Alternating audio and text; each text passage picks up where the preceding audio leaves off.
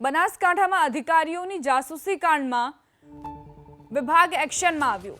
ખાણ ખનીજ અધિકારીએ કચેરી બહાર સૂચના મારી। કચેરીમાં આવનાર અરજદાર અને મુલાકાતીઓને બતાવવું પડશે આઈડી પ્રૂફ। કામ સિવાયની વ્યક્તિ કચેરીમાં પ્રવેશ નહીં કરી શકે। જીપીએસ પકડાયા બાદ કચેરીમાં પ્રવેશ કડક બન્યો છે।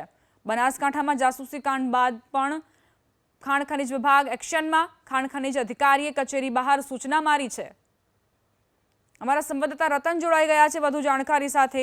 રતન, કચેરી બહાર એવી સૂચના આપવામાં આવી છે કે જે કામ સિવાયની વ્યક્તિ હશે તે અહીં હાજર ન રહે, શું વિગત?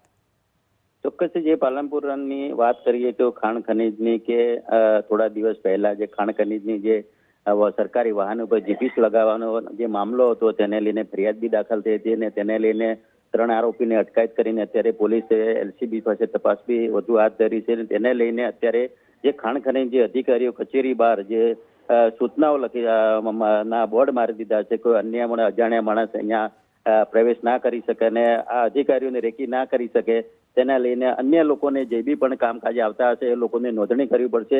તેને લઈને અત્યારે તો ખાણ ખનીજ ઓફિસમાં કડક સૂચનાઓને બહાર બોર્ડ મારીને અરજદારો ને મુલાકાતીઓને આઈડી પ્રૂફ બતાવ્યા વગર અંદર એન્ટ્રી નહીં મળશે ને તેવી કામ સિવાયના કોઈ વ્યક્તિ અંદર પ્રવેશ નહીં કરશે તેવા બોર્ડ મારવામાં આવ્યા છે।